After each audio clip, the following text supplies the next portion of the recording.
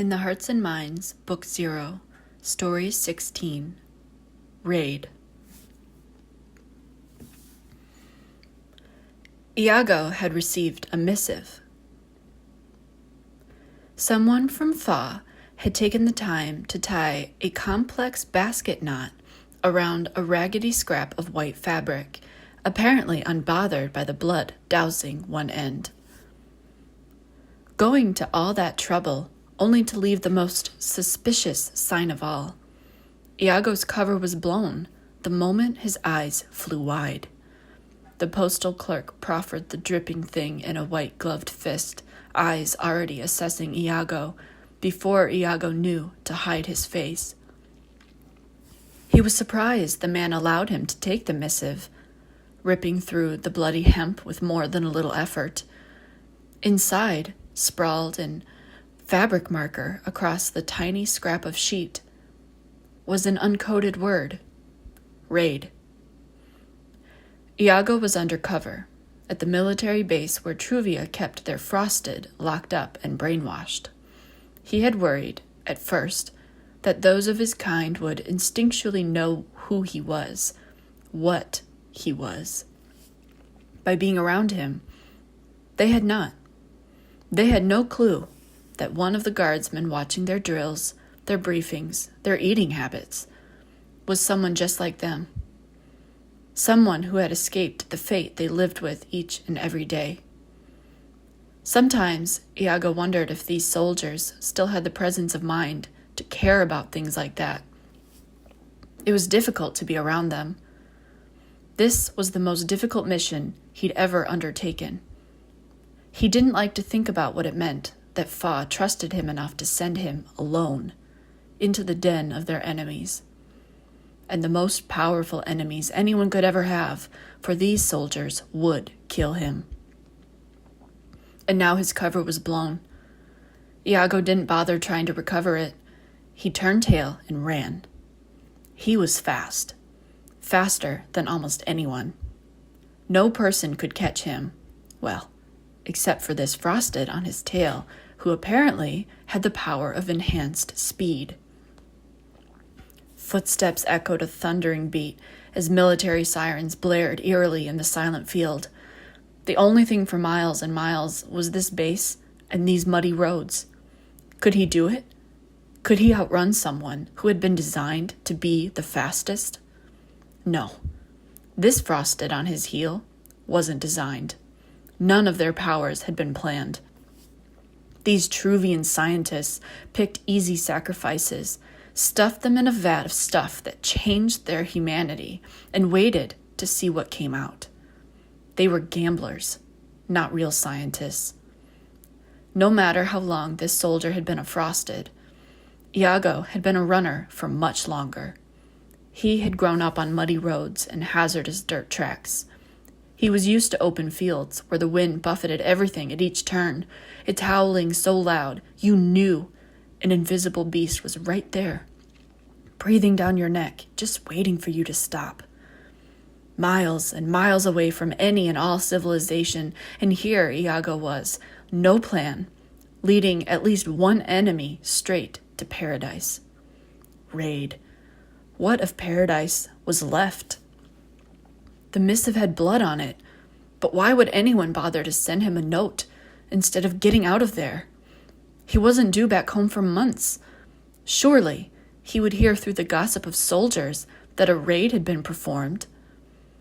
Iago stopped, and the frosted slammed straight into his spine. They fell to the ground, twisting in unnatural ways. Iago felt his skin skidding against the ground with the pained certainty of one who knew exactly what was happening to them. He was used to falling down and knew how to land and where to take the hits. Unbothered by the fiery rash encompassing his entire left side or the throbbing heat in his left eyebrow, when Iago stopped rolling, he climbed on top of the frosted. The guy was unremarkable. Perhaps younger than even Iago, giant eyes small behind thick, exhausted lids. "Is it real?" Iago demanded, reeling the man in by his shoulder. "Is the raid real?" This Frosted's eyes were little less than vacant pools, apathy tucked into each smooth line. Iago shook him a little, knowing the chugs were on their way. It took them longer to get anywhere with their giant tires and rolling tracks, but they were reliable. Reliability could win if one wasn't careful. Tell me. The Frosted wasn't even out of breath. Iago wondered why this soldier hadn't caught him if he wasn't at his limit yet. Alarm prickled the back of Iago's scalp, and he knew he'd been had. He knew it. But there was always the chance that the missive was real. No, it wasn't coded. No, it didn't make sense to send him a sinking ship when he was days away from helping anyone. But it was folded in the hemp envelope, Arlie's specialty. They had grown up in the Republic of Stufant, but they'd been a victim of relocation when the most recent clan of the Republic was brought to heel. Many families had been split along the new border, and that made the children especially vulnerable. Arlie had spent most of their teenage years hiding in the cane aisles, helping the locals pluck sugar the old-fashioned way, and not in a factory like in Truvia. There, the villagers used hemp for nearly everything. Unless Arlie had betrayed the cause, and Iago could sooner see himself betraying the cause, then something was wrong. Something was very wrong. This felt too planned. This Frosted was not even out of breath, and the helicopters and fighter jets hadn't taken to the skies to track him down. It had been, 15 minutes? Where were the chugs? The other Frosted? Iago couldn't think straight. He couldn't tell which side the facts aligned. It didn't matter that he was dead either way. None of that mattered right now. "Why are you the only one chasing me?" Iago demanded. "Why won't you say anything?" The Frosted turned his cheek. "Why would I?" he answered at last. "I owe you nothing." Iago scoffed. "And what do you owe them? Haven't you ever heard kindness goes farther than hate? What does it matter if you tell me? They'll never find out." "You know nothing about it." Iago grabbed the boy's chin and yanked his own collar down with the other hand. "I am it." The Frosted's eyes went wide when he spotted burrow hanging from Iago's collar, each leafy end disappearing into his body. The faint green color made new veins that branched like the roots of a tree. Anyone could tell burrow began from somewhere deep inside of him. "I need to know," Iago said. "Please." Those exhausted eyes, raised in alarm, sank back to half-mast. It wasn't 3 seconds more that he said, "It's real. They're probably all dead." Iago didn't remember stumbling to his feet. He didn't remember twisting his ankle on the rough tracks, or sprinting out of the field and into the small town that only boasted a train station. Iago had always feared leaving paradise behind, partly because he was a coward, but partly because he knew he wasn't very resourceful. Fa had caches of supplies all over Truvia, and he had been taught where they were. At the time, he hadn't any hope of remembering these things, until he did. But he wasn't fully present as he found his way to the mall locker room with the donut shop on the corner of the block. He wasn't fully present when finding a fake identification card or coloring his hair under the hazardous lighting of a public bathroom. Flecks of color continued to drip down his neck, much to Burrow's ire, who coiled and wriggled so tightly blood came out. After each bus, and there were 12, he found a new stash of identification papers and traveling fare. He changed outfits at least 7 times, leaving the old folded neatly on sink tops, hoping those in need would find them. When at last he walked up the drive to Paradise, he didn't slink in undercover. Whatever had happened had already happened. Iago knew how Truvia worked. They weren't patient enough to wait for new flies to waltz into their web. The blood on the walls wasn't enough to make him turn back. The decaying bodies, each one recognizable. didn't make him turn back. He arrived at a sliding door with a beaded curtain on the other end. This room made him pause and stole the fight from his limbs. He sank onto Pinata's bed, surveying the smashed vanity, the scattered rose petals. Something had cleaved a hole right at the base of her fluffy bedspread. One of his hands came up, almost as if to muffle his sobs, but the tears didn't come. He never should have left her in a place so dangerous. He never should have brought her to paradise. Her gift was instrumental in Fa's mission to destroy the Truvian government, but it wasn't worth it if it killed her. She'd followed him because she hadn't known better. Iago had learned that she preferred staying here.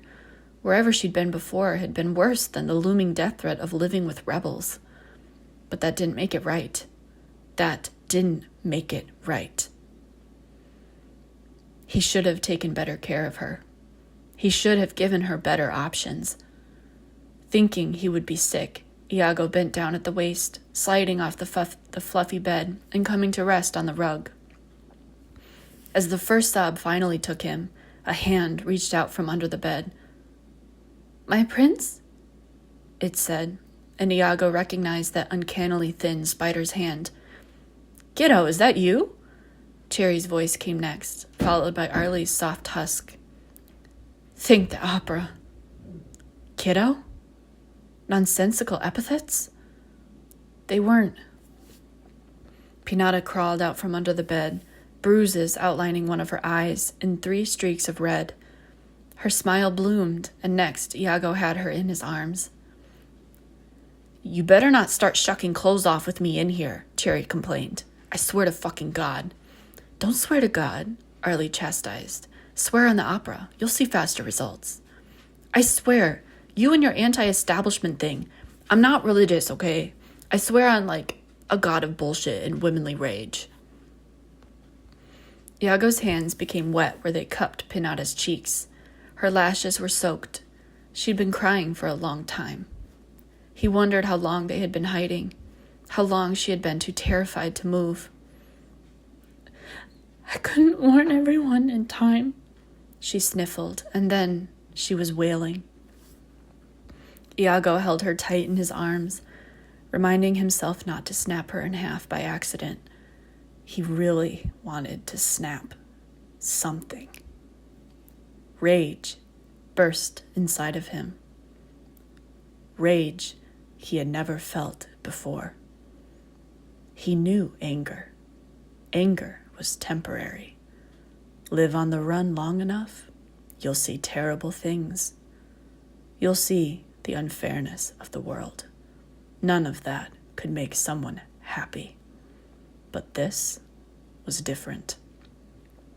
This was a line blown far too wide. The frosted, treated like dogs. The people, treated like fools. The government kept on killing, sending out their X-squad like they received a commission for the number of lives they ruined. Loyalty tests, changing names, conscription, human experimentation. What you can eat, what you must believe, how you must conduct yourself. And now, they had come for Pinata. They hadn't gotten her. Not this time. "We have to burn it down," Iago said. Cherry and Arlie pulled themselves out from under Pinata's bed. They looked terrible, and that was being nice. "Burn what down?" Cherry stopped disentangling her glasses mid-tangent, but Arlie's eyes were knowing. They were always knowing, and it wasn't some frosted power. It was the knowledge of living on the side of unfair their entire life. Something that always made Iago hesitate to complain in their presence, made him slip over his words while trying to be sensitive, but not too sensitive. "All of it," Arlie answered instead. Iago agreed. Pinata's heart beat against his rib cage, the only thing stopping him from blowing up. It all has to go.